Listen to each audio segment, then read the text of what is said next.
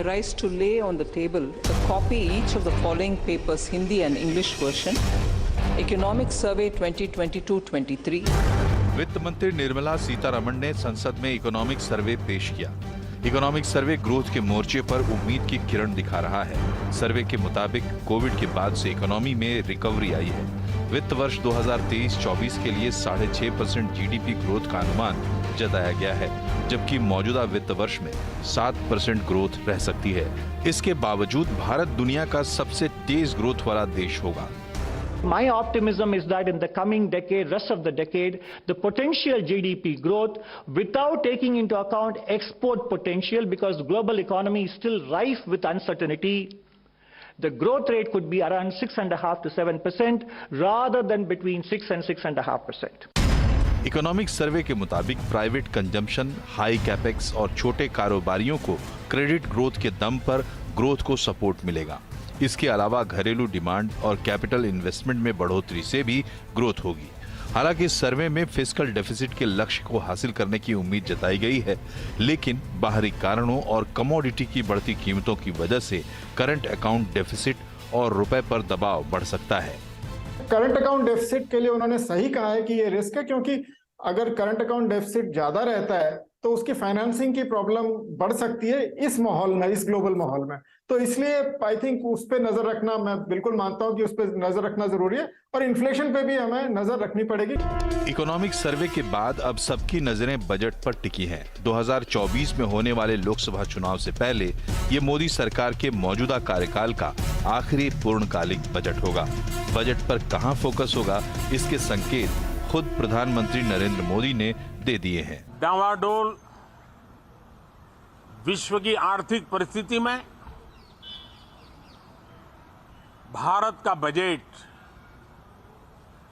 भारत के सामान्य मानवी की आशा आकांक्षाओं को तो पूरा करने का प्रयास करेगा ही, लेकिन विश्व जो आशा की किरण देख रहा है उसे वो और अधिक प्रकाशमान नजर आए। बजट से हर किसी को कुछ न कुछ चाहिए। मिडिल क्लास को इनकम टैक्स में कटौती चाहिए, तो किसानों को अपनी आय बढ़ाने का जरिया। सोशल सेक्टर पर फोकस के साथ रोजगार के नए अवसर पैदा करना वित्त मंत्री के लिए चुनौती होगी। As CI, we believe कि we should expand this to bring in high employment driven sectors, sectors जैसे tourism हो, gaming हो, film making हो, जिसमें large number of manpower is used. Why not bring them in into an ELI kind of scheme? उम्मीदें बहुत है, लेकिन क्या वित्त मंत्री के हाथ इतने खुले हैं कि वो सबकी उम्मीदों को पूरा कर पाएं? बजट का फोकस ग्रोथ पर होगा या चुनाव से पहले लोक लुभावन वादों पर? आम आदमी को टैक्स और महंगाई से राहत चाहिए, तो इंडस्ट्री को नए निवेश के लिए आकर्षक स्कीमें। क्या इस बजट में दोनों का इंतजाम हो पाएगा, या इस बजट में भी अमृत काल का रोड मैप दिखाई देगा?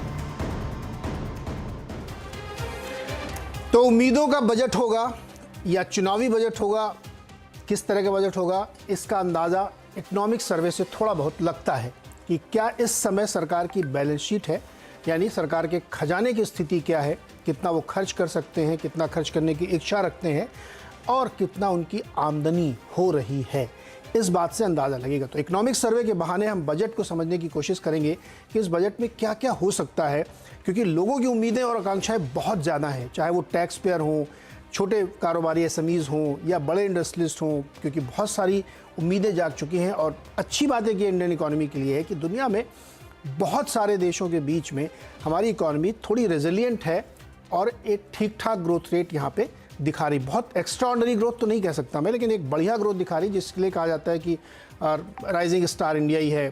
और एक आईएमएफ भी मानता है कि अगर कैलेंडर ईयर 2023 को हम देखें तो टोटल दुनिया की जीडीपी का 50% तो इंडिया चाइना से आएगा, वो साइज़ के हिसाब से नहीं होता। लेकिन कैसे इसको समझा जाए, क्या क्या उम्मीदें हो सकती हैं, इसी पर हम बातचीत करेंगे। हमारे साथ खास मेहमान है, परिचय कराता हूँ आपका। पीएचडी सीसीआई के chief economist doctor SP Sharma ji हमारे साथ जुड़ेंगे। साथ ही national institute of public finance and policy की सीनियर फेलो राधिका पांडे जी हमारे साथ हैं। मेरे साथ टैक्स गुरु शरद कोहली साहब हैं, सवाल तो आपको पहले पता लगा जैसे ही मैंने नाम लिया कि मैं क्या पूछने वाला हूँ आपसे। और साथ ही वैसे सीनियर इकोनॉमिक जर्नलिस्ट शुभ भट्टाचार्य जी, आप सबका बहुत बहुत स्वागत है इस खास चर्चा में। और जैसा कि हमने कहा कि इकोनॉमिक पॉलिसी से क्यों लेते हुए मैं अंदाज़ा लगाऊं कि क्या हो सकता है बजट में, तो उसको समझने की कोशिश करते हैं। राधिका जी, क्या सरकार ने जो ये इकोनॉमिक सर्वे हमारे सामने रखा है, एक लेखा जोखा रखा है, इससे कंफर्ट आता है कि बजट में कुछ बड़े ऐलान हो सकते हैं? कॉमन पीपल, मोदी जी कह भी रहे हैं कि आम आदमी की इच्छाएं तो पूरी होंगी और भी बहुत कुछ हो सकता है। जी, जो इकोनॉमिक सर्वे से जो एक सिग्नल हमें मिलता है वो ये है कि बात की गई है कि रूरल सेक्टर पे और ध्यान देने की ज़रूरत है। तो जैसे मनरेगा की बात की गई है या एम्प्लॉयमेंट जनरेशन की बात की गई है, तो सर्वे की अगर हम लैंग्वेज देखें और उसकी टोन देखें तो कुछ प्रायोरिटी एरियाज आइडेंटिफाई किए गए हैं बजट के लिए। तो उसे देख के लगता है कि रूरल सेक्टर और एम्प्लॉयमेंट जनरेशन के लिए और कदम उठाए जा सकते हैं। और दूसरा PLI स्कीम्स की बात जो इकोनॉमिक सर्वे में की गई है कि PLI स्कीम्स मैन्युफैक्चरिंग सेक्टर के लिए बूंद साबित हुआ है और वहाँ पे इंसेंटिव्स के बेसिस पर पेमेंट्स दी जाती हैं। तो PLI स्कीम्स को और सेक्टर्स में एक्सटेंड किया जा सकता है, स्पेशली वो सेक्टर्स जो एम्प्लॉयमेंट पोटेंशियल के लिए बहुत ज़रूरी है, जो लेबर इंटेंसिव सेक्टर्स हैं उनमें और एलोकेशन किया जा सकता है या कुछ नए सेक्टर्स आइडेंटिफाई किए जा सकते हैं। तो मुझे लगता है एक बहुत थ्रस्ट जो एरिया रहेगा वो एक तो रूरल सेक्टर, दूसरा एम्प्लॉयमेंट जनरेशन और तीसरा जो MSMEs हैं, micro small and medium enterprises, उनके बारे में जो बात की गई है कि ECLGS के through, emergency credit line guarantee scheme के थ्रू क्रेडिट दिया गया और MSMEs का जो रोल है उसको ध्यान में रखते हुए मुझे लगता है MSMEs के लिए भी कदम उठाए जा सकते हैं क्योंकि उनका बहुत बड़ा रोल है और एक्सपोर्ट पोटेंशियल में भी। तो ये कुछ चुनिंदा प्रायोरिटी सेक्टर्स हो सकते हैं बजट के लिए जो कॉमन मैन के लिए भी ज़रूरी है और एम्प्लॉयमेंट पोटेंशियल को जेनरेट करने में भी उनका बहुत बड़ा योगदान रह सकता है। राधिका जी, टैक्स कलेक्शन में तो सरकार को फायदा हो रहा है, तीनों ही जो स्ट्रीम है GST, कॉर्पोरेट और इनकम टैक्स में, वहां पे एज ऑन डेट की मैं बात कर रहा हूँ, एस्टिमेट में जाके शायद 15% हो सकता है, लेकिन अभी 8-9% की ग्रोथ दिख रही है। तो पैसे के लेवल पे कंफर्ट दिख रहा है क्योंकि अभी भी जितना कैपेक्स उन्होंने किया था पूरा शायद किया नहीं है, काफी पैसा भी रोक लिया, बोरिंग भी पूरी अभी नहीं की है। तो ये मैं एक्सपेक्ट कर सकता हूँ सरकार से क्या कि ये और इसको बढ़ा के करेंगे या टिंकरिंग करेंगे, जैसे कि इनकी जो सब्सिडी है फूड और फर्टिलाइजर की वो कम हो जाएगी तो उसी को इसमें जोड़ के दिखा देंगे। तो एक तरफ तो आप देखें कि फिस्कल डेफिसिट की जब हम बात करें उसका काफ़ी कंफर्ट लेवल, जैसे आपने कहा कि टैक्स रेवेन्यूज़ काफ़ी बॉयंट रहे हैं हमारे, इसलिए हमें एक कंफर्ट लेवल है कि फिस्कल डेफिसिट हम अचीव कर पाएंगे या बहुत कम डिविएशन होगा करंट फाइनेंशियल ईयर के लिए जो हमारा 2022-23 है उसमें, डिस्पाइट इंक्रीज इन इस बारी जो फूड सब्सिडी पे इंक्रीज किया गया, फर्टिलाइजर सब्सिडी पे इंक्रीज किया गया। आने वाले 2023-24 में जो एक चैलेंज रहेगा वो ये कि अब हमारा नॉमिनल इनकम ग्रोथ उतना नहीं होगा जो 22-23 में रहा है। तो उसके हिसाब से टैक्स रेवेन्यूज़ में बहुत ज़्यादा बढ़ोतरी की उम्मीद नहीं है। थोड़े बहुत टिंकरिंग हो सकती है, लेकिन जो जिस तरीके का बॉयंसी हमने इस साल देखा उतना ज़्यादा शायद ना हो, क्योंकि हमारी GDP growth, real GDP growth, nominal GDP growth दोनों पिछले साल 22-23 के मुकाबले में कम रहने की आशंका है बिकॉज ऑफ ग्लोबल हेडविंड्स। तो टैक्स रेवेन्यूज़ में बहुत ज़्यादा बढ़ोतरी एक्सपेक्ट करना इस साल थोड़ा चैलेंजिंग रहेगा because of the global headwinds. 15% nominal GDP और 8.5 के आसपास रखी गई थी, जो 11 और 7 के आसपास आ रही है, यानी अनुमान से काफ़ी कम होती दिख रही है। शर्मा जी, आप लोगों को ये सर्वे देख के उम्मीद बड़ी होप जगी कि सरकार कुछ बड़ा आप लोगों के लिए करेगी? देखिए, मैं एक एस्टिमेट आपके सामने रख देता हूँ, मोटा नंबर है, थोड़ा बहुत इधर उधर हो सकता है। मुझे लगता है कि शायद इस साल का जो बजट वो पेश करेंगे वो 43.5 लाख करोड़ के आसपास होना चाहिए, जो पिछले साल के एस्टिमेट से 1.5-2 लाख करोड़ ज़्यादा होगा। इसमें बड़ी बात यह है कि टैक्स बॉयंसी, जैसे राधिका जी कह रहे हैं, कि वो पीक होता हुआ दिख रहा है, उससे ज़्यादा की उम्मीद आप अब कैसे करेंगे? 1.5 करोड़ लोग ही तो भर रहे हैं सारे टैक्स, तो कैसे बढ़ेगा? आप लोगों की उम्मीदें जगी क्या इसको देख करके? देखिए, यहाँ पे मैं बताना चाहूंगा, जैसे आपने आंकड़ा दिया है कि 43.5 लाख करोड़ का बजट हो सकता है, वो बिल्कुल मैं सहमत हूँ कि 2-3 लाख करोड़ का इजाफा होना चाहिए, क्योंकि अगर हमारा नॉमिनल ग्रोथ रेट है जो हम 7% के आसपास ग्रो करेंगे रियल जीडीपी में, तो नॉमिनल ग्रोथ रेट जो है 14-15% तक जाएगा, तो जिससे कि जो हमारा नॉमिनल जीडीपी है काफी तेज गति से इस साल बढ़ने वाला है 2022-23 में। तो अगले साल का जो बजट है उसके ऊपर अगर हम एक रैशनल नंबर लेते हैं तो लगभग 3 लाख करोड़ का इजाफा होना बहुत जरूरी है। और पिछले साल जैसे जैसे अभी राधिका जी ने भी बताया कि ग्रोथ है जो बहुत ही रेजिलिएंट है। जब हम कोरोना से उभरे, हम माइनस में थे उस टाइम पे, 7% के आसपास का हमारा माइनस ग्रोथ रेट था, तो उसके बाद हमने 8.7% का ग्रोथ, एक पॉजिटिव ग्रोथ दिखाया अगले साल में 21-22 में, और उस हाई ग्रोथ के ऊपर हम 7% से इस साल ग्रो कर रहे हैं, और अगले साल के लिए हमारा 6.5% या फिर 6 और लगभग कोई 7% के बीच में ग्रोथ रहेगा, 6.4 या 6.7 और 5 के आसपास रह सकता है। तो उसी के मद्देनजर हम ये आगे एक्सपेक्टेशंस ये हैं कि सरकार जो अपना एक्सपेंडिचर है, जिस तरीके से अभी कैपिटल एक्सपेंडिचर इंक्रीज हुआ है, अगर आप आज के सर्वे में देखें तो डिमांड ट्रैजेक्टरी, जो डिमांड है वो बहुत साउंड है। उसकी जो 4 चीजें मेजर हमने रीड की हैं, एक तो डिमांड, साउंड डिमांड है, दूसरा capital expansion by the government which is increasing at the rate of 60%, तीसरा प्राइवेट इन्वेस्टमेंट्स रिवाइव हो रही हैं, और चौथा जो है वो despite the global headwinds, despite the high inflation, our growth rate remains intact, हम एक रेजिलिएंट इकोनॉमी है।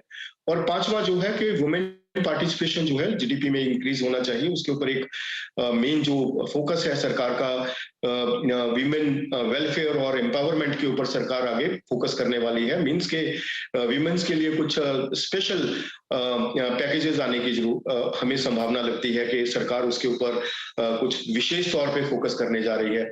लेकिन एक चीज तय है कि कैपिटल इन्वेस्टमेंट, जो इंफ्रास्ट्रक्चर इन्वेस्टमेंट्स हैं, उनको खास तौर पे फोकस किया जाएगा। और कंजम्पशन ड्रिवन इकोनॉमी, जैसे हम बात कर रहे हैं कि साउंड डिमांड, तो डिमांड साउंड तभी रहेगा जब गवर्नमेंट उसको हैंड होल्डिंग देगी। हैंड होल्डिंग कैसे आएगा? जब लोगों के पास इनकम होगा। इनकम कैसे आएगा? जब हम रैशनलाइजेशन ऑफ द टैक्सेस करेंगे।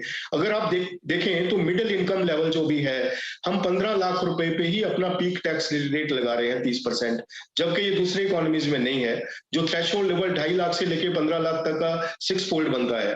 दूसरे इकोनॉमीज अगर आप देखेंगे ज्यादा, ये जो मल्टीपल्स है, जो ये बहुत डिफरेंस होता है, लगभग यूएस में ये 36 टाइम्स है थ्रेशोल्ड से लेके पीक रेट तक। तो हम बहुत जल्द अपनी जो इनकम है, मिडिल इनकम को ही हम पीक टैक्स रेट, जिससे कि जो कंजम्पशन है वो इम्पैक्ट होता है। जो पर्सनल डिस्पोजेबल इनकम है लोगों के हाथ में कम आता है, टैक्स बर्डन ज्यादा रहता है। हम ये एप्रिशिएट करते हैं कि लोअर इनकम लेवल पे 2.5 लाख रुपए तक हम कोई टैक्स नहीं लगा रहे, लेकिन हम मिडिल इनकम के ऊपर ज्यादा incidence of taxation is high on the middle income groups. तो उसको रैशनलाइज करने की जरूरत है। जब लोगों के पास इनकम इंक्रीज होगी, डिस्पोजेबल इनकम इंक्रीज होगी, तभी तो कंजम्पशन बढ़ेगा। कंजम्पशन बढ़ेगा तो फैक्ट्री में उत्पादन बढ़ेगा, लोग डिमांड करेंगे, demand for goods and services will come. तो फैक्ट्री में से प्रोडक्शन बढ़ेगा तो एम्प्लॉयमेंट इंक्रीज होगा, they will deploy more and more persons in their respective factories, capex होगा। तो ज्यादा से ज्यादा हमें सबसे पहले जो हम 2 चीजें हम सोच रहे हैं कि एक तो सरकार का जो फोकस रहेगा वो मोर एनहेंसमेंट और more empowerment to the women participation in the growth trajectory of Indian economy. Second, rationalisation of the middle income taxes, वो उसके ऊपर सरकार फोकस करने वाली है। शर्मा जी, राधिका जी कह रही हैं कि नेक्स्ट ईयर, मतलब करंट फाइनेंशियल ईयर, मतलब जो 23-24 का होगा, उसमें बहुत टैक्स बायंसी नहीं होगी।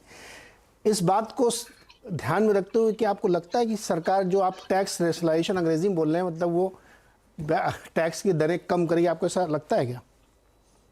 जी, हमें जरूर लगता है, क्योंकि सरकार का ये जो बजट है बहुत ही क्रूशल बजट है, जो कि इलेक्शन ईयर से पहले भी आ रहा है। 1 साल पहले का ये लास्ट फुल बजट है इस टेन्योर का। तो हमें लगता है कि सरकार टैक्सेस में जरूर कुछ करने वाली है। रैशनलाइजेशन ऑफ टैक्सेस में सरकार जरूर कुछ एक बड़ा रिफॉर्म लेके आएगी। रिफॉर्म, दिल की इच्छा तो सभी की है। जो लोग ये शो सुन रहे होंगे वो खुश हो जाएंगे कि हाँ ऐसा होना ही चाहिए, कि हालांकि वो 1.5 करोड़। और दूसरा अभी जो फिस्कल बर्डन है, जो लास्ट अभी जो करंट ईयर का जो रेवेन्यू कलेक्शन है वो बहुत अच्छे रेट पे हुआ है। जो सरकार की संभावनाएं थी, जो एंटिसिपेशन थी, उसके अकॉर्डिंग सरकार ने उसे बेहतर ही, सरकार के अनुमान से बेहतर ही टैक्स कलेक्शंस हुई है। तो जो फिस्कल प्रेशर है वो एक तरीके से थोड़ा कंट्रोल में है। तो सरकार के पास एक रूम है कि सरकार आगे कुछ वेलफेयर और इकोनॉमिक जो बूस्ट है, जो अभी कंजम्पशन लेवल से जाएगा, और किसी प्रयास से अभी नहीं हो सकता। कंजम्पशन ही ग्रोथ को ड्राइव कर पाएगा आने वाले टाइम में, क्योंकि ग्लोबल इकोनॉमिक ग्रोथ है जो डिसलीरेट हो रही है। सर शर्मा जी एक चिंता है जी, एक चिंता है सर जी, अगर टैक्स बायंसी है, सरकार बहुत खर्च भी करना चाहती है, 7.5 लाख करोड़ लास्ट ईयर का कैपेक्स था, इस बार 8.5 लाख करोड़ की बातें हो रही हैं। दूसरी तरफ वो अपनी जीडीपी का 6.5% का अनुमान लगा रहे हैं, इस साल से कम। तो आप, मुझे चिंता इस बात की, मैं आपके साथ हूं कि कम होना चाहिए, लेकिन ये जो सारे फैक्टर्स वो एक साथ गवर्नमेंट दे रही ना कि ये भी कम होगा और इधर भी है, तो मुझे थोड़ा सा शंका पैदा होती है। शुभमन सर ये बताइए, अब ये भी कहा गया है कि ये अमृत काल है, इसलिए बहुत लंबी प्लानिंग का बजट हो सकता है, तो बड़े बड़े नंबर फेंके जा सकते हैं, जो कि हमको समझने में थोड़ा समय लगेगा कि ये कैपेक्स पता नहीं कितने लाख करोड़ों का हो जाए। आप क्या एक्सपेक्ट करके चल रहे हैं, क्या सुनना चाहते हैं आप इस बजट में, जिससे ग्रोथ वाला भी बजट दिखे और लोगों के हाथ में, यानी बड़े बड़े रिफॉर्म तो कर दिए हमने, लेकिन हाथ में कुछ नहीं आया? नीरज जी, मेरा कहना है कि सेंट्रल गवर्नमेंट का जो बजट है, इकोनॉमिक सर्वे वगैरह मैं भी गौर से सुन रहा था कि काफी अच्छे डिस्कशन हो रहे थे। मेरा कहना है a budget that promises the least performs the best. यानी कि बजट, सेंट्रल गवर्नमेंट की जो बजट है उसमें अगर उसको, और मैं मानता हूं कि नरेंद्र मोदी सरकार ने इस पर बखूबी काम किए हैं कि इन्होंने बजट से चौके छक्के लगाने का काम नहीं किए हैं। उन्होंने बजट को कंजर्वेटिव विकेट कीपर के रोल में काम किए हैं कि कोई बाई ना जाए, कोई गलत बॉल कहीं इधर उधर निकल के टीम के ऊपर प्रेशर ना आए, और यही चीज भारत के लिए बहुत फायदा सिद्ध हुआ है। इकोनॉमिक सर्वे में अनंत नागेश्वरन जी ने एक वर्ड यूज किए हैं कि हमने फिस्कल लार्ज हार्टेडनेस जो बहुत सारे देश दिखाए थे और भारत को बोला गया था कि भाई आप भी उसी रास्ते पे चलिए, वो रास्ता हमने नहीं अपनाया, और इसका फलस्वरूप अभी जो आंकड़े आप देख रहे हैं, पॉजिटिव आंकड़े, राधिका जी बता रहे थे, जो नंबर्स जो पॉजिटिव देख रहे हैं, आज के बाकी सारे अर्थशास्त्री का भी टिप्पणी वही है कि इंडिया इज रिलेटिवली बेटर। वो इसलिए क्योंकि हमने फिस्कली कंजर्वेटिव एक मंथन रखा है। मेरा कहना यह है कि अगर बजट में कल, first of all the fiscal economic survey कभी भी बजट का टिप्पणी नहीं होता है। इकोनॉमिक सर्वे पिछले साल का, यानी कि करंट साल का एक बयान होता है, जिससे हम थोड़े बहुत एक आइडिया मिल सकता है कि किस तरफ बजट का रुझान हो सकता है। लेकिन बजट इंडिकेटर्स इकोनॉमिक सर्वे से ज्यादा नहीं उठाना चाहिए। दूसरी बात यह है कि इकोनॉमिक सर्वे पढ़कर मुझे ये लगता है, और बाकी साल के बाकी जो डेटा है, कि सरकार शायद, और ये मेरा जस्ट गेस है, कि पीएलआई स्कीम को और एक्सपैंड कर सकते हैं। और पीएलआई स्कीम एक्सपैंड करने का फायदा ये है कि उसके ऊपर कोई फाइनेंशियल एलोकेशन करने की जरूरत नहीं है, क्योंकि उसके पे आउट्स 2 साल बाद जब कंपनीज अपने रिपोर्ट दिखाएंगे, अपने प्रोडक्शन इंक्रीज दिखाएंगे, तब आएगा। इसलिए सरकार के पास टाइम है पीएलआई बढ़ाने का, तो शायद हो सकता है। लेकिन डायरेक्ट टैक्स में किसी तरह का इस वक्त टिंकरिंग करने का ना कोई जरूरत है और ना ही बिल्कुल ही समय है, क्योंकि अगले साल आप खुद ही कह रहे थे इकोनॉमिक सारे देशों में रिसेशन का माहौल रहेगा। इसलिए इस माहौल में टैक्सेस घटाने का तो सवाल ही नहीं होना चाहिए। और अब चूंकि हम कह रहे हैं सोशल वेलफेयर नेट बढ़ाने का, शर्मा जी कह रहे थे सोशल वेलफेयर बढ़ाने का, सोशल वेलफेयर बढ़ता है मिडिल क्लास से नहीं, लोएस्ट इनकम ग्रुप को सपोर्ट देने से। और इस पर प्रधानमंत्री जी ऑलरेडी टिप्पणी कर चुके हैं कि 6,000 रुपए का जो प्रधानमंत्री किसान योजना है वो बढ़ के 8,000 होगा। वो अपने आप में ही उसका फाइनेंशियल इम्प्लीकेशन है। बाकी साल में क्लाइमेट चेंज की वजह से और भी बहुत कुछ हो सकते हैं। इसलिए मुझे नहीं लगता है कि इस वक्त डायरेक्ट टैक्सेस में कोई चेंज होना चाहिए। पीएलआई में मैं एक्सपेक्ट कर रहा हूँ कि पीएलआई में जरूर कुछ और सेक्टर्स इसमें इंक्लूडेड होंगे। एक्सपेंडिचर में वैसे ही सीईए का कहना है कि $100 अगर ऑयल का दाम रहे उसके नीचे, तभी हमारे ग्रोथ एस्टिमेट्स बने रहेंगे, तो वो खतरा रहता ही है। इसलिए कुल मिलाकर this is a very good position जिस वक्त हमारे जो चीज हमारे लिए काम किया है, जो सिद्ध हुए हैं, जो कारगर सिद्ध हुए हैं, हम उसी पर आगे चले, ना कि इतना इंडक्शन से पहले सुमो सर को तोड़ के आगे नया चीज तैयार करें। Sumo sir agreed. आप ये कह रहे हैं कि हमारा जो फिस्कल प्रूडेंस था या बजटरी प्रूडेंस था फिट टू सर्वाइव वाला है, कि हमने नोट नहीं छापे, पूरी दुनिया ने छापे और वो आज उनकी हालत परेशानी वाली है।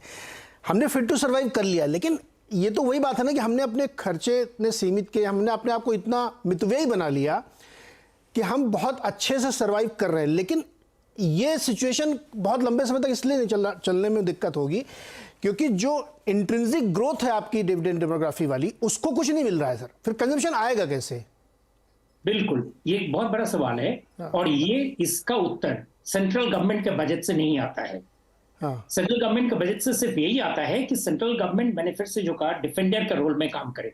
सेंट्रल गवर्नमेंट और खासकर स्टेट गवर्नमेंट्स, हम कुछ दिनों पहले रेवड़ी की बात कर रहे थे, अगर इन चीजों पे खासकर केंद्र सरकार के साथ राज्य सरकार भी अगर इसी रास्ते को अपनाए कि एक्सपेंडिचर सिर्फ एक ही चीज पे बढ़ाए, social sector lowest of the pyramid में कुछ चेंजेस होंगे क्योंकि एमएनआरईजीए का ऑलरेडी प्रावधान 1 लाख से ज्यादा बढ़कर वो 1,30,000 करोड़ के करीब हो गया है। वो ह्यूज अमाउंट है और वो कटने का कोई संभावना नहीं है क्योंकि डिमांड ड्रिवन है। साथ में कैपिटल एक्सपेंडिचर, पूंजीगत निवेश, इसमें जितना चीज बढ़ाया जाएगा, इसमें जितने इन्वेस्टमेंट किए जाएंगे, उतना ही मल्टीप्लायर के रूप में भारत के लिए वापस में आएगा। हम चारों तरफ जो देख रहे हैं, अभी मैं कई जगहों पे गया था, मैं एक चीज बताना चाहता हूं, मैं देखता हूं गरीब से गरीब घरों में भी एस्पिरेशंस बढ़ रहे हैं। वो एस्पिरेशंस बढ़ने का वजह ये नहीं है कि सरकार उनको जाके सहूलियत दे कि भाई हमने तुमको 200 रुपए पकड़ा दिया, तुमको 400 रुपए पकड़ा दिए। वजह ये कि इकोनॉमिक कंडीशंस को स्मूदन रखे, कोई सडन सरप्राइज ना आने दे, ताकि उनके इनकम क्रिएशन की जो जरिया है एमएसएमई सेक्टर के लिए, जैसे बात ही किया जा रहा है, एमएसएमई सेक्टर के लिए सबसे बड़ी जरूरत है कि एमएसएमई का कैश फ्लो ठीक हो और उसके लिए केंद्रीय बजट नहीं, जितने सारे लोग एमएसएमई से खरीदते हैं वो एमएसएमई को वो पैसा वापस करें इन टाइम सो दैट उनका वर्किंग कैपिटल ब्लॉक ना हो जाए। आपको पता होगा कि कितने सारे एमएसएमईज फंस जाते हैं क्योंकि उनको पैसा से नीचे कैश फ्लो ही नहीं आता है। और भारत के 63 मिलियन एमएसएमईज है, इसमें अगर ये रिफॉर्म आ जाए तो हमारे लिए बहुत फायदा हो जाता है। तो मेरा कहना है इन सारी चीजों में ध्यान देने से बॉटम ऑफ द पिरामिड में कंजम्पशन ग्रोथ में बहुत फायदा आएगा। वजह ये कि सरकार बैठ के कुछ यहाँ पे इंस्टीट्यूशनल वे, सर सुमो सर, मैं एक शब्द में कहूँ तो आप कह रहे हैं कि इंस्टीट्यूशनल जो तरीका है लोगों को एम्पावर करने का, in terms of ways, in terms of jobs, in terms of life, in terms of house hold income, वो इंस्टीट्यूशनल तरीके से होनी चाहिए, आउट ऑफ द बॉक्स। और खासकर राज्य सरकार को भी इसी रास्तों में चलना चाहिए। सर राज्य सरकार तो ओपीएस में लगी हुई है, उनके पास तो ओल्ड पेंशन स्कीम बहुत बड़ा चीज है जैसे कि ये सारे जो हमारे ग्रोथ इंसेंटिव्स है वो सारे ठप हो जाएंगे कुछ काफी हद तक अगर राज्य सरकार ने अपना ये चीजों को नहीं समझा। सर उन ज्यादातर राज्यों का debt to state debt to GDP बहुत हाई निकल गया, जो 20% का स्टैंडर्ड होता है उससे तो बहुत ऊपर है। हिमाचल प्रदेश तो 85% रेवेन्यू रिसीट के पेंशन में दे रहे हैं, पता नहीं कैसे उनका खर्चा चल रहा है। बताइए शरद कोहली सर, असली सवाल जी कुछ मिलेगा? मैं समझ सकता हूँ, सवाल समझ गए आप? बिल्कुल समझ गया। और अभी एसपी शर्मा जी जो बोल रहे थे, मैं तो मन कर रहा था बीच में टोक के आपको बोलूं उनके मुंह में घी शक्कर के, मतलब आप दो लोग हैं, दो एक तरफ है, दो एक तरफ है। बिल्कुल बिल्कुल। और उधर शुभमोय के मुंह से जब सुना कि कुछ नहीं होना चाहिए तो बिल्कुल वो सारी जो देखिए, मैं मुझे ये लगता है कि बहुत सारे लोग थोड़ा थोड़ा टैक्स दें बजाय इसके कि थोड़े से लोग बहुत सारा टैक्स दें। और एक आंकड़ा निकल के आया जो कि आपकी बात का जवाब भी दे देगा कि 2/3 टैक्स की कलेक्शन, 2/3 टोटल टैक्स कलेक्शन उन लोगों से आ रही है जिनकी 50 लाख से ऊपर की इनकम है। अब आप बताइए 50 लाख से ऊपर की इनकम वाले कितने लोग हैं? तो मुझे लग रहा है ये जो पूरा टैक्स का सिस्टम है, मुझे ऐसा लगता है नीरज कि ये थोड़ा सा आउटडेट हो चुका है। क्यों आउटडेट हो चुका? हम 140 करोड़ हो गए और टैक्स पेयर वहीं के वहीं 1.5 करोड़ खड़े हैं। अभी आंकड़ा निकल के आया कि रिटर्न फाइल करने वाले 7 करोड़ 52 लाख थे। 31 दिसंबर लास्ट डेट थी। 7 करोड़ 52 लाख लोगों ने रिटर्न फाइल करी ऑन रिकॉर्ड। उसमें से जो एक्चुअल टैक्स पेयर्स हैं वो लगभग 1.5 करोड़ के करीब है। तो ये कैसे हो गया कि हम तो 140 करोड़ होते गए और टैक्स पेयर्स जो है वो उतने के उतने ही है?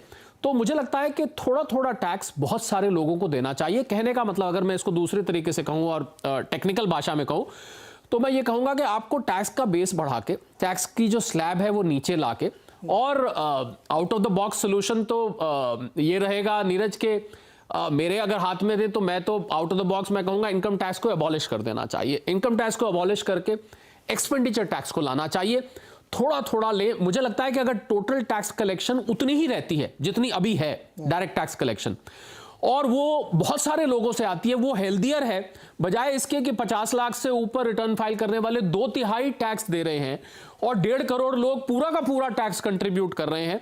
मुझे लगता है ये टैक्स टू जीडीपी रेशियो बड़ी स्क्यूड है। 3-4% हाँ जी, हाँ 3-4। और आपकी अगर आप डेवलप्ड इकोनॉमी और अमृतकाल की बात कर रहे हैं, हम एक डेवलप्ड इकोनॉमी बनने की कोशिश कर रहे हैं, हमारी कम से कम 9-10-11% टैक्स टू जीडीपी रेशियो होनी चाहिए, पर वो तो दिखाई नहीं दे रही है। तो मुझे लगता है कि ये पूरा का पूरा जो टैक्स का स्ट्रक्चर है, खैर ये तो मुगेरी लाल के हसीन सपने हो गए कि ये अबॉलिश होकर एक्सपेंडिचर टैक्स हो जाएगा। बहरहाल आपकी बात पे आता हूं। मुझे एक बात शर्मा जी की काम की लगी कि आखिरी बजट है, कोई प्लेजेंट सरप्राइज की मैं भी उम्मीद कर रहा हूं, हालांकि पिछले रिकॉर्ड देखते हुए तो मुझे उम्मीद नहीं है, पर क्योंकि आखिरी बजट है, पीछे भी मैंने ट्रेंड देखा नीरज, तो जब इलेक्शन से पहले का ईयर था, कुछ ना कुछ उसमें जरूर आया, भले बहुत ज्यादा काम का ना हो। और मुझे जो एक थोड़ा सा डर सता रहा है, क्योंकि हम बार बार लॉन्ग टर्म कैपिटल गेन की बात करते हैं और क्योंकि वो स्टॉक मार्केट से सीधा सीधा उसका सरोकार है, तो मुझे लगता है कि हम लॉन्ग टर्म कैपिटल गेन को सिंप्लीफिकेशन की बात करते हैं कि उसको सरल बनाया जाए। ये अलग अलग 1 साल 2 साल 3 साल पीरियड, 10%, 15%, 30% अलग, 20%, 30% अलग अलग रेट्स।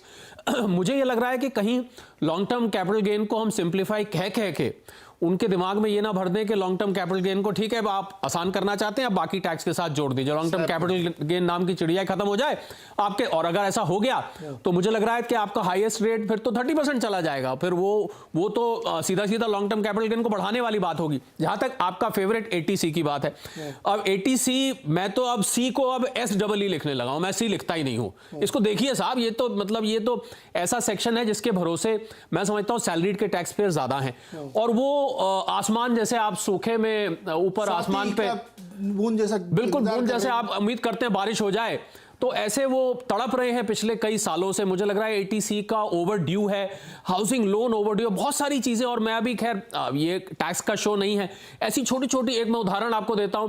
एक चिल्ड्रंस एजुकेशन अलाउंस होता है, सिर्फ एग्जाम्पल देने के लिए, 100 रुपए प्रति चाइल्ड प्रति माह उसकी डिडक्शन है। मुझे बताइए सरकारी स्कूल की भी शायद जो स्कूल फी होगी वो 100 रुपए इस समय नहीं, कौन सा स्कूल 100 रुपए लेता है। तो मुझे लग रहा है कि सारा का सारा जो टैक्स का स्ट्रक्चर है उसको रीडू करने की जरूरत है। वो जो टैक्स कोड की हम बात कर रहे थे उसको फिर से डिस्कशन पे आना चाहिए और जल्दी आना चाहिए, और पूरा का पूरा उसको ओवरहॉलिंग की नीरज मुझे जरूरत महसूस होती है। चेक बॉक्स में हमने लगा दिया, हमने दे रहे हैं चाइल्ड के लिए 100 रुपए, दे तो रहे हैं ना सर? दे रहे हैं आप, पर 100 रुपए जिस समय बनाया गया था। आपकी बात पे शुभमोय सर और राधिका जी रिएक्ट करना चाहते हैं, वो आपसे सहमत नहीं हो। राधिका जी पहले आप बताइए, फिर शुभमोय जी के पास। क्या आपको लगता है कि ये बड़ा चेंज की जरूरत? देखिए मैं एक और एग्जाम्पल देता हूँ, 1.5 लाख रुपए का एटीसी है, उसमें बहुत सारे लोगों का पीएफ का पैसा ही सफिशिएंट होता है, फिर उसको LIC और PPF और होम लोन की जानने की जरूरत ही नहीं पड़ती, तो उसको क्यों ना इंक्रीज किया जाए? जी राधिका जी।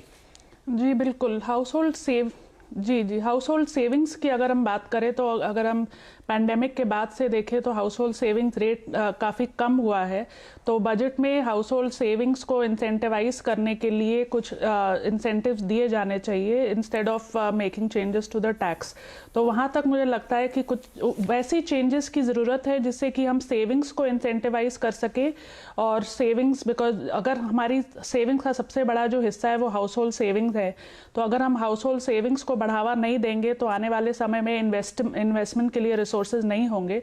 तो इसलिए बहुत ज़रूरी है कि हाउस होल्ड सेविंग्स को इंसेंटिवाइज करने के लिए कुछ और कदम उठाए जाने चाहिए बजट में। जी शुभमोय सर, STT सर एक सवाल जोड़ देता हूं मैं, STT और कैपिटल गेन से बहुत ज़्यादा रफ एस्टिमेट है मेरा कि 25,000 करोड़ आते होंगे। 27 लाख करोड़ के टैक्स रिसीट में 25,000 करोड़ रुपए बहुत छोटा अमाउंट है, उस पर सबकी नज़र लगी हुई है कि उधर से थोड़ा पैसा लिया जा सकता है। इसके बजाय आप टैक्स बेस को बड़ा करने पे क्यों नहीं सोचते? बस आप काउंटर करिए इनको, शरद जी को। STT का रोल टैक्स कलेक्शन से कहीं ज्यादा है। STT क्या काम करता है? STT ट्रैक रखता है। इससे जो डेटा आते हैं टैक्स डिपार्टमेंट के पास, और शरद जी पहले कह रहे थे कि वो टैक्स डिपार्टमेंट वो उनको जानकारी होगी, वैल्यूएबल डेटा आता है।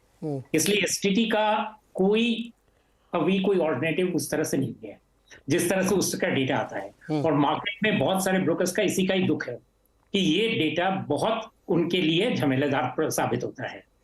एक तो वो कैपिटल गेन्स टैक्स में इस पर मेरा मतलब बात सही है कि इसको इतने बार इसको बदला जा चुका है कि कोई भी पोजीशन को अग्रीड पोजीशन बोलना मुश्किल है।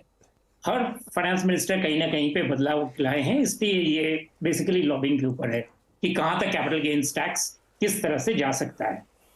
इसलिए वो अपने आप में वो तर्क कहीं पे खत्म नहीं होता। इस बारी भी अगर कुछ बदलाव आए तो ये भी कोई फाइनल पोजीशन बोल के कोई नहीं छोड़ेगा। जिनको असुविधा हुई वो कहेंगे कि नहीं पहला वाला सिचुएशन तो यही था। इस पर लंबा बहस हो सकता है।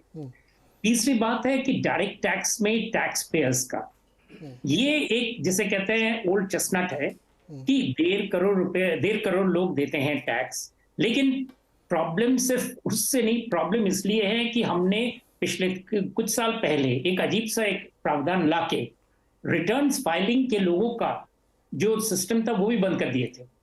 और उसी में ही प्रॉब्लम आता है आपको, क्योंकि आप एक चीज देखिए, हम सेविंग्स की बात कर रहे हैं, हम कह रहे हैं कि बहुत कम लोग टैक्स दे रहे हैं, लेकिन डायरेक्ट टैक्स में रेट्स की वजह से रेट क्रीप अगर है तो क्या क्यों नहीं हो रहा है कि हर साल वही सारा वो जो सिस्टम है वो स्लैब्स में कुछ फर्क करके आप कितना ज्यादा फर्क लाएंगे। इसलिए मैं पूछ रहा हूं, क्योंकि सेविंग्स में जो अभी जो बात चल रही है कि सेविंग्स का रेट को बढ़ाया जाए, तो उससे सिर्फ यही होगा कि टैक्स बेनिफिट जो मिलेगा उसमें सेविंग्स में ज्यादा पैसा आएगा, बजाय इसमें कि नॉन टैक्स जिसमें टैक्स नहीं है।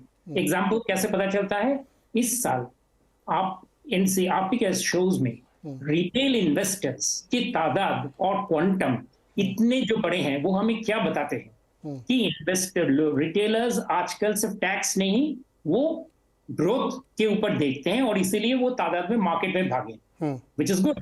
ये होना चाहिए कि हम सेविंग्स के ऊपर tax, savings linked income savings के ऊपर ना देखकर will look at other avenues जहां से सच में इन्वेस्टमेंट्स आ सकते हैं और उसमें जाना जरूरी है। इसलिए टैक्स टिंकरिंग मुझे लगता है ये रिग्रेसिव होगा। ये मेरा पोजीशन है और मैं ये वाला चीज कह रहा था। बिल्कुल जी शरद जी, जो नीरज टैक्स कलेक्शन है उसमें से आप देखें कि आप दुनिया भर की अर्थव्यवस्थाएं देखें, उसमें जो इनडायरेक्ट टैक्स का कंट्रीब्यूशन है इस समय वो ज्यादा है, डायरेक्ट टैक्स का कंट्रीब्यूशन कम है।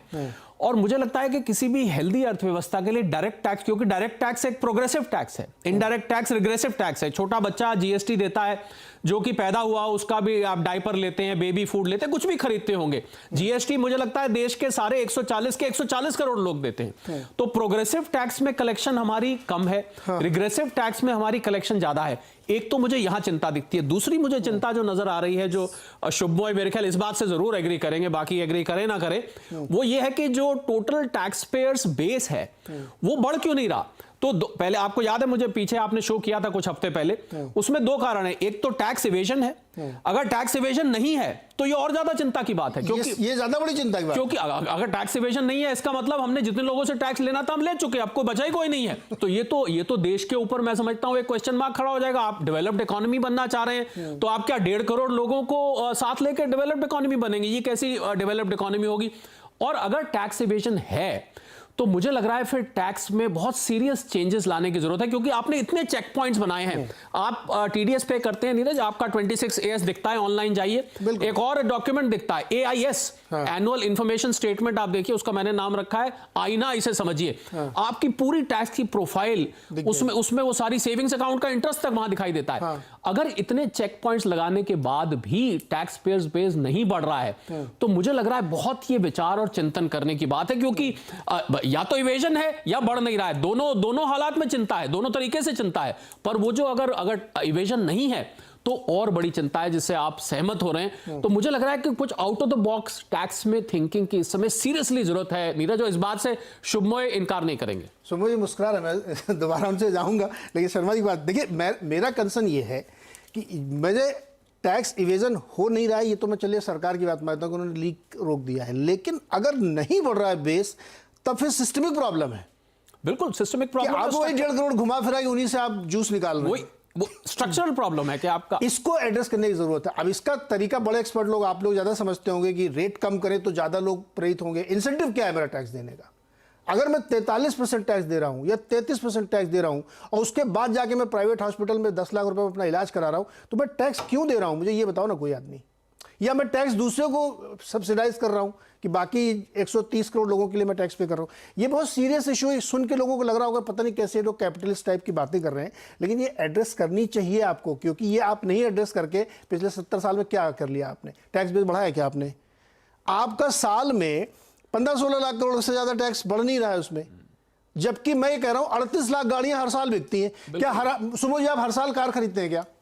अगर वही 1.5 करोड़ लोग कार खरीद रहे हैं हर साल तो फिर बहुत चिंता की बात है।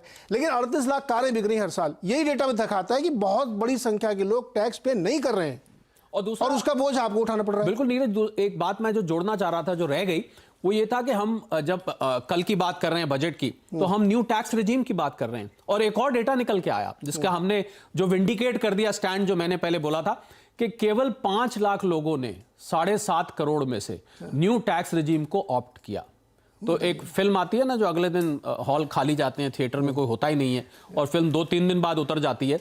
तो अब आप न्यू टैक्स रिजीम को लुभावना बनाने के लिए क्या हमको कल कदम देखने को मिलेंगे? मुझे लग रहा है कि जरूर मिलेंगे, क्योंकि वित्त मंत्री महोदया की उन्होंने बहुत शौक से स्कीम को लाए थे और उसमें ज्यादा लोगों ने उसको ऑप्ट नहीं किया।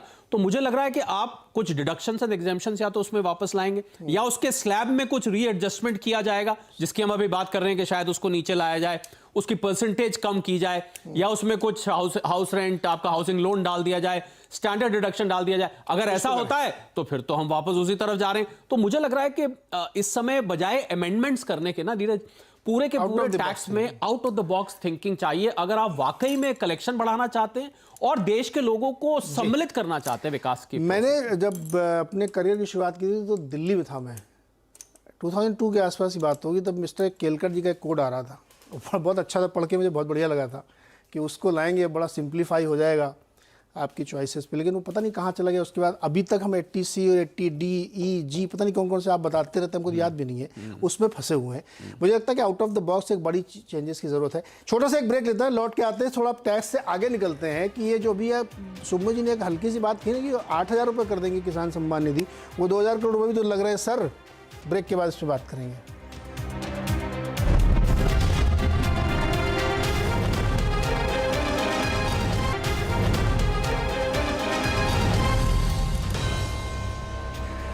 स्वागत है एक बार फिर से आपका, और हम लोग बातचीत कर रहे हैं कि बजट में क्या उम्मीदें हो सकती हैं। अभी हम लोगों ने टैक्स पे बड़ी विस्तृत चर्चा की कि क्या होना चाहिए, out of the box thinking होनी चाहिए।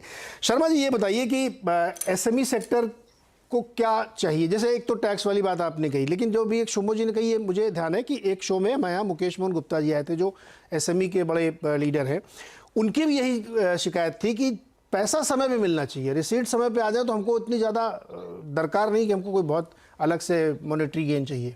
शर्मा जी। जी मैं यहाँ पे ये बताना चाहूंगा कि एमएसएमई सेक्टर की जैसे हम बात कर रहे हैं, तो जो सरकार की ECLGS स्कीम थी उससे लोगों को बहुत बेनिफिट हुआ है।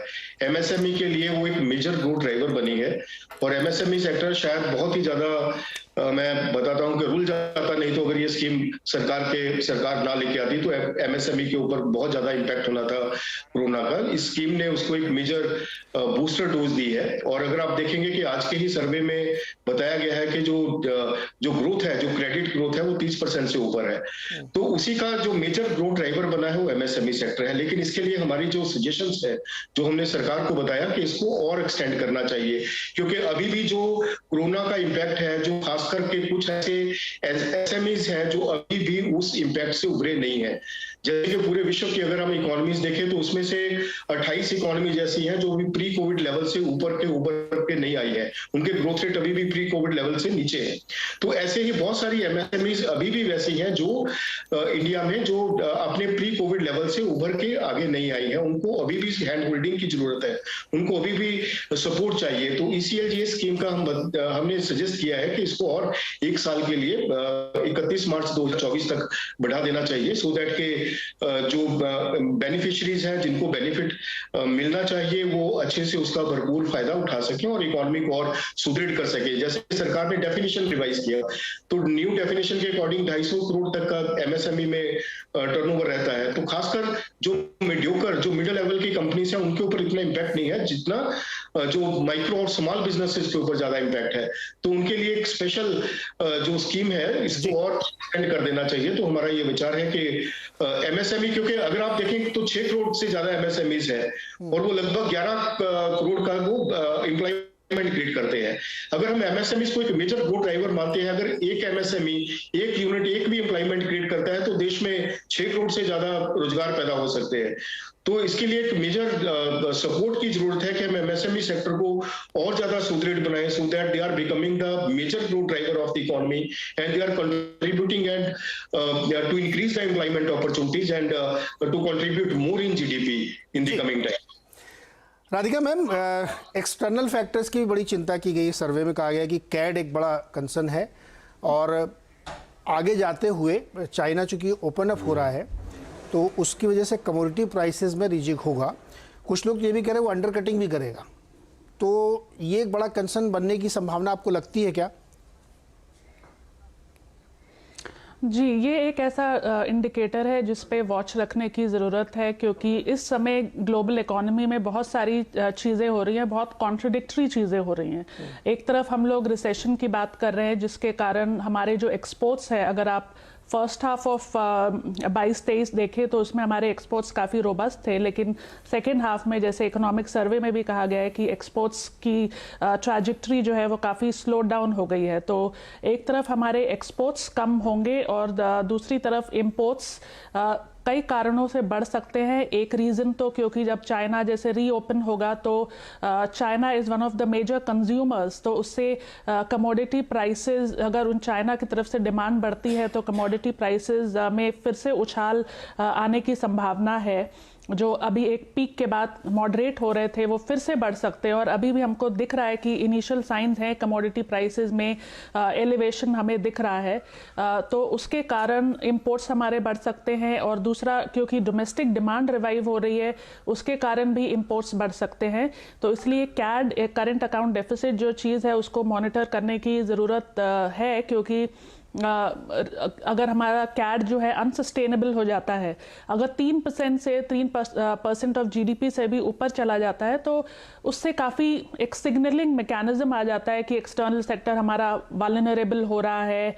उससे फिर हमारा जो रुपी है, एक्सचेंज रेट है, उस पर इम्पैक्ट पड़ेगा, रुपी डेप्रिशिएट होगा, उसके फिर स्पिल ओवर इफेक्ट्स होंगे कि फॉरेन पोर्टफोलियो इन्वेस्टर्स और आउटफ्लोज होगा। तो ये सब चीज़ों पे ध्यान देने की ज़रूरत है। कैड एक तरफ हमारा फिस्कल डेफिसिट काफ़ी हद तक अभी रीजनेबल है और आने वाले बजट में उसको और कम करने की ज़रूरत है और एग्रेसिवली कम करने की ज़रूरत है, लेकिन कैड जो है एक्सटर्नल सेक्टर हेडविंड्स के कारण एक ऐसा वेरिएबल है जिसको मॉनिटर करने की आवश्यकता है, क्योंकि अगर हम देखें तो जुलाई टू सितंबर क्वार्टर में current account deficit 4% of GDP से भी ऊपर था। तो एक बहुत बड़ा उछाल आया था जुलाई टू सितंबर क्वार्टर में और आने वाले समय में एक्सपोर्ट्स और इंपोर्ट्स को मॉनिटर करने की ज़रूरत है ताकि जो रुपी पे प्रेशर बहुत ज़्यादा नहीं पड़े, क्योंकि उससे बहुत ज़्यादा फिर एक कैस्केडिंग इफेक्ट और जो बाकी वेरिएबल्स हैं हमारे एक्सटर्नल सेक्टर के उस पे पड़ता है और एक सिग्नलिंग मैकेनिज्म वल्नरेबिलिटी पे पड़ता है। तो कैड डेफिनेटली एक वेरिएबल है जिसे मतलब मॉनिटर करने की जरूरत है, क्योंकि इस समय रिसेशन की जो स्थिति है, एक तरफ यूएस इकोनॉमी काफ़ी हद तक अभी भी मिक्स सिग्नल दे रहे हैं। कुछ वेरिएबल से लगता है कि यूएस इकोनॉमी अभी भी स्ट्रांग है, लेबर मार्केट अभी भी काफ़ी रोबस्ट है, जीडीपी का आंकड़ा ठीक ठाक दिखा यूएस जीडीपी का, लेकिन कुछ जैसे ईयू और UK economies are already on the brink of recession, तो इसका इम्पैक्ट हमारे एक्सपोर्ट्स पे ऑलरेडी दिख रहा है। तो जब तक एक सप्लाई चेन डाइवर्सिफिकेशन की हम बात नहीं करें और एक रेजिक नहीं करें तो एक्सपोर्ट्स पे खासा असर दिख सकता है। तो इसलिए एक और मॉनिटर करने की आवश्यकता है। अभी कोल प्राइसेस देखिए 1-2 दिन के अंदर 30% की फॉल आई है उसमें, और यूरोपियन यूनियन की तरफ से या यूरोपियन कंट्रीज की तरफ से डिमांड भी घट गई, करीब 30% डिमांड घटी, क्योंकि वहाँ पे क्लाइमेट उतना ठंडा नहीं इस बार। दूसरी तरफ चाइना ने ऑस्ट्रेलिया से अलाउ कर दिया कि खूब आप इंपोर्ट करके लाइए। भारत सरकार ने भी कहा है कि गर्मी की पीक डिमांड इलेक्ट्रिसिटी को मीट करने के लिए आप इंपोर्टेड कोल लाइए, खूब लेके आइए। तो वो सब जो ईसीजी वाला हम लोग था वो भी फिलहाल कुछ समय के लिए हम लोगों ने मुलतवी कर दिया है। कोयले से बिजली हम खूब बनाएंगे। लेकिन सुमन सर, आपसे मैं थोड़ा सा पीएलआई पे एक समझना चाहता हूँ। 2 सिनेरियो मैं आपके सामने रखता हूँ।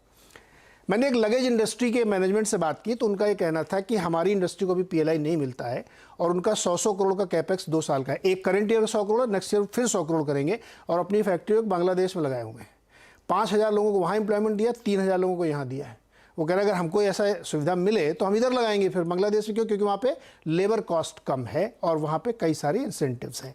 तो एक सिनेरियो ये है। दूसरा एक सिनेरियो ये है कि पीएलआई की एक आलोचना की जाती है कि जो नेचुरल कैपेक्स होना चाहिए था कंपनियों का, अब उन्होंने पीएलआई के साथ मिक्स कर दिया।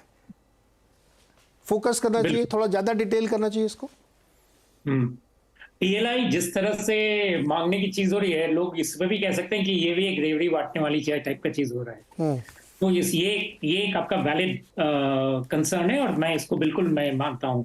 और इसीलिए पीएलआई किस तरह से एक्सपैंड किया जाएगा उस पर सोचना जरूरी है। पहले हम 13 सेक्टर लेके चले थे, अब वो धीरे धीरे बढ़ रहा है और जैसे मैंने कहा कि इस बजट में मुझे लगता है कि फिर से बढ़ेगा और हर इंडस्ट्री का कहीं ना कहीं पे दुख दर्द रहता है। तो ये बांटने और बढ़ाने का रिस्पॉन्स जो रवैया है वो खासकर काफी बढ़ जाता है। और चूंकि इसका पेमेंट अभी सिर्फ थोड़ा सा ही शुरू हुआ है, क्योंकि 2 साल कम से कम लगते हैं किसी इंडस्ट्री को अपने प्रोडक्शन फिगर्स दिखाने के लिए, तो टाइम ऑफ रिकनिंग जिसे कहते हैं वो बाद में आएगा। तो गवर्नमेंट के लिए एक इंसेंटिव बन जाता है कि भाई और बढ़ा दो, फर्क क्या पड़ता है, 2 साल बाद देंगे। इसलिए यस, जो नॉर्मल कैपेक्स है उसको ही हम पीएलआई मान के ना चले, वजह ये कि उसको एडिशनल प्रोडक्शन वो कैसे हो रहा है इसकी ठोस मेजरमेंट हो, इस पर आलोचना सच में होनी चाहिए। और ये एक चीज है जो हमारे लिए महंगा साबित हो सकता है। तो मैं इसको पूरी तरह से मानता हूँ जी। हाँ, तो ये जो बड़े बड़े नंबर्स में हम लोगों को उलझा देते हैं ना इंडस्ट्री वाले, मैं छोड़ता नहीं सर, मैं तो ये सब चीज़ें पूछता हूँ उनसे। तो वो क्या फिर बड़े बड़े नंबर फेंकेंगे, 5 साल में ऐसा होगा, 10 साल। मुझे इस समय बताइए क्या होगा, इस समय क्या होगा शरद जी? इस समय एमएसएमईज की हम बात कर रहे हैं, तो मुझे आप इजाज़त दें, हालांकि मैं टैक्स के क्षेत्र से आता हूं, पर एमएसएमईज में 6.5 करोड़ 60 लाख के करीब एमएसएमईज हैं, रजिस्टर्ड अनरजिस्टर्ड सब मिला के अक्रॉस द कंट्री। इसमें बाय द वे दुकानदार भी आते हैं क्योंकि, और उसमें से 95% से ज़्यादा माइक्रो हैं। अब आज आप माइक्रो की बात करते हैं, आप जहाँ काम 1 या 2 आदमी काम करता है या शायद अकेले ही वो दुकान चलाता हो, तो उसको देखते हुए मुझे लग रहा है एमएसएमई सेक्टर की जब हम बात करते हैं तो हमें बहुत थोड़ी गिनती की बात करते हैं। आप इमरजेंसी क्रेडिट लाइन गारंटी की बात करते हैं, बहुत थोड़ी गिनती की बात करते हैं। दूसरा, एक जो और आंकड़ा आज निकल के आया इकोनॉमिक सर्वे में नीरज, उसकी तरफ मैं कि 47% हमारे जो हाउस होल्ड्स हैं वो कृषि क्षेत्र पर डायरेक्टली आधारित हैं। तो डायरेक्टली आधारित का मतलब उनकी लाइवलीहुड कृषि क्षेत्र से आती है। और इसको अगर आप अप्रत्यक्ष इनडायरेक्ट भी ले लें तो मेरे हिसाब से वो गिनती करीब 60 से 65% तक चली जाती है, जो लोग इनडायरेक्टली आड़ती हैं या और जो सप्लाई चेन से लिंक्ड है। तो 65% के करीब या 60 या 70% के बीच में कृषि क्षेत्र से जो लोग आते हैं, उनका जीडीपी में कंट्रीब्यूशन अगर आप देखें एग्री सेक्टर का पूरा, तो आपके पास तो आंकड़े रहते हैं, मुश्किल से 15, 16, 17% से ज़्यादा नहीं आता है। मुझे लग रहा है यहीं पर जो हम इनकम बढ़ाने की बात करते हैं, जब हम लोगों को और कंजम्पशन बढ़ाने की बात करते हैं, तो यहाँ पर ये एक बहुत बड़ा वैक्यूम दिखाई देता है कि आपकी 65-70% जनता जीडीपी में कंट्रीब्यूट बहुत कम कर रही है।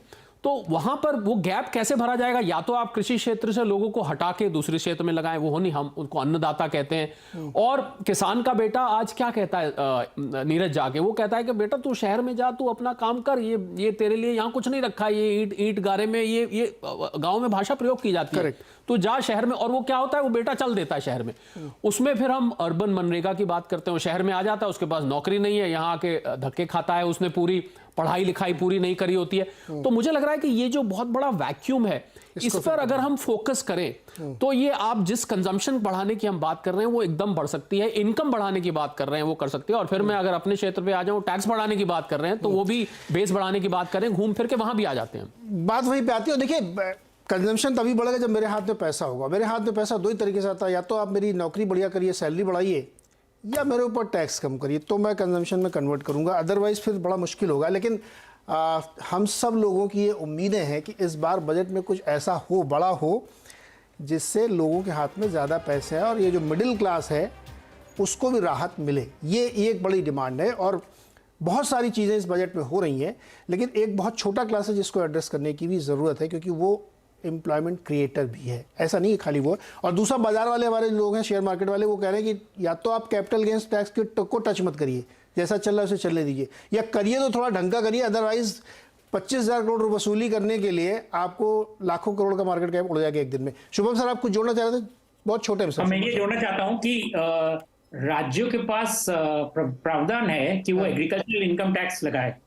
मैं काफी हैरानी होती है कि एग्रीकल्चर इनकम टैक्स को क्यों नहीं लगाते, क्योंकि एग्रीकल्चर इनकम टैक्स तो गरीबों के ऊपर नहीं, वो तो सिर्फ उसी के ऊपर लगाएंगे ना जो इनकम टैक्स, जो इनकम लेवल से ऊपर में आता है। शरद जी जो बात कर रहे थे, जिनके पास अनअकाउंटेड या accounted for but not realise so far, उस तरह के होते हैं, तो वो टैक्स जरूर लगा सकते हैं, उससे हम बेस बना सकते हैं। दूसरी बात यह है कि आप अगर विदेश में देखें, हम बहुत सारे डेवलप कंट्रीज की बात करते हैं, यूएसए या यूके में, वहां पे मिनिमम टैक्स रेट कहीं भी इतना लो रेट नहीं है, और वहां पे इनकम टैक्स रेट काफी जल्दी, जैसे वो पॉवर्टी लेवल से ऊपर उठते हैं, उन पर लागू होता है। क्या हम उसके लिए राजी हैं? क्योंकि हम तो बहुत ज्यादा लोगों को, हम मिडिल क्लास को कहते हैं कि भाई मिडिल क्लास को। सुमे सर, मैं इस पे राजी हूं अगर मुझे वहां पे डोल मिले। अगर भारत में डोल मिलना शुरू हो जाए, मतलब बेरोजगारी भत्ता मिलने लगे, तो मैं इसके लिए राजी हो जाऊं। ये तो बेसिक, सर देखिए, बेसिक नीड्स के लिए अगर सरकार हमें सोशल सिक्योरिटी दे दे तो चलेगा मेरे को। मैंने कहा ना, अभी उदाहरण दिया मैंने सर कि मुझे 33% टैक्स के बावजूद अगर प्राइवेट हॉस्पिटल में हार्निया का ऑपरेशन करा के 10 लाख रुपए खर्च करने हैं तो मेरी चिंता है। इसलिए मैं नहीं टैक्स देता हूं कि उसके बाद में जाके वो टोल रोड पर 200 रुपए का टोल भी दूं और रोड टैक्स भी भरूं, टैक्स भी दूं, जीएसटी भी दूं। कितने टैक्स मुझसे लेंगे सर? बात सही है, लेकिन एक मैं जोड़ दूं शुभमय की बात में कि मुझे लग रहा है इन्होंने एग्रीकल्चर पर टैक्स लगा के तो किसान यूनियंस के कान खड़े कर दिए होंगे कि कल को तैयारी कर रहे होंगे बैठने की। समय एकदम समाप्त हो रहा है। अगर एग्रीकल्चरल इनकम टैक्स की तो एक सच में एक जरूरत है। दूसरी बात यह है कि tax can not be linked to कि मुझे क्या मिल रहा है। ये करेक्ट, ये तमिलनाडु ने ये शुरू किया है और ये काफी खतरनाक समीकरण है। कि हम माने कि हम इतना टैक्स देंगे तो हमें इतना मिलना नहीं। ये देखिए सर, सुमो सर, वो डायरेक्टली जोड़ा नहीं जा सकता है, लेकिन जैसे इनडायरेक्टली अगर आप बहुत ज्यादा कैपेक्स कर रहे हैं, कैपिटल एसेट्स क्रिएट करते हो, तो ये मान के कि इससे रोजगार बढ़ेगा, उसमें ये कंसिडरेशन नहीं होता कि वहां रोबोस कार बनने लगेगी तो इंप्लॉयमेंट जनरेशन नहीं होगा, लेकिन कैपेक्स हो रहा है। वैसे ही जब आप कंजम्पशन के लिए हमें हमारे हाथ में पैसा छोड़ते हैं तो आप ये कंसीडर कर सकते हैं मैंने इतना दिया तो इतना ही बदले में इतना नहीं चाहिए, लेकिन रिलैक्सेशन एक चाहिए। सर समय एकदम समाप्त हो गया मेरा, आज के लिए इतना ही काफ़ी है, और हमको लगता है कि कुछ तो शायद बजट में हम लोगों को अच्छी खबर सुनने को मिलेगी। आज के लिए फिलहाल इतना ही, बहुत बहुत शुक्रिया हमारे साथ जुड़ने के लिए।